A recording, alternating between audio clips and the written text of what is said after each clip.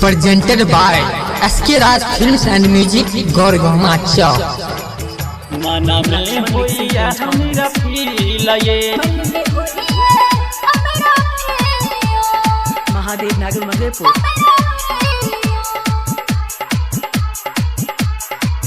रानी जहिया से देखलू यहाँ के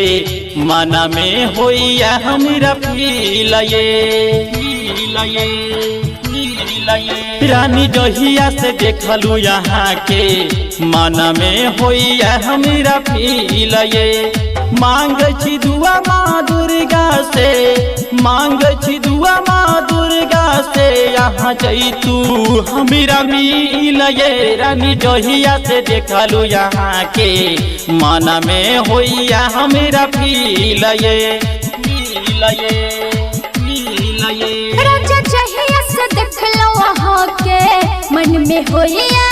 हमरा फीलिया मांगे छी दुआ माँ दुर्गा से मांगे छी दुआ माँ दुर्गा से आहा जहितो हमरा मिलियो राजा जहिया से देखलो वहाँ के मन में होइया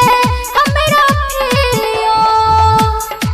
मन में डीजे घाट बनाने के लिए संपर्क करें डीजे लक्ष्मण। चाहे छी जाने से ज्यादा ये इरादा ये साथ जन्म ने साथी हम छोड़ब कर छी यहाँ से वादा ये आहे छी हमर जानिया आहे छी हमर परानिया भले ही सांस चुकतियो राजा टूटत नहीं अरमानियो हमरा मन के बगिया में यहाँ जैतू फूल जे न खिल ये रानी जहिया से देखलू यहाँ के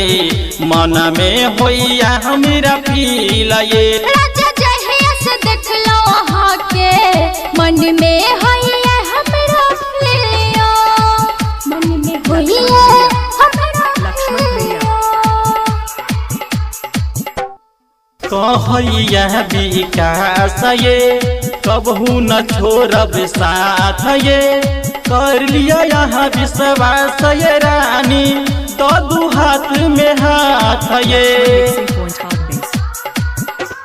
सुनो अभिषेक राजियो कहै छी यहाँ से आइयो भले बुरा मानी चाहे हमरा समाजियो अशोक पष्टनिया के यहाँ संग लागल यही दिल ये राजा जहिया से देखलो वहाँ के मन में होइया हमरा फीलिया मांग छी दुआ माँ दुर्गा से मांग छी दुआ माँ दुर्गा से यहाँ जैतू हमरा मिल ये रानी जहिया से देखलो यहाँ के मना में होइया हमरा फील ये मांगे छी दुआ माँ दुर्गा से मांगे छी दुआ माँ दुर्गा से आहा जहितो हमरा मिलियो राजा जहिया से देखलो वहाँ के मन में होइया हमरा फीलिया महादेव नागर मधेपुर।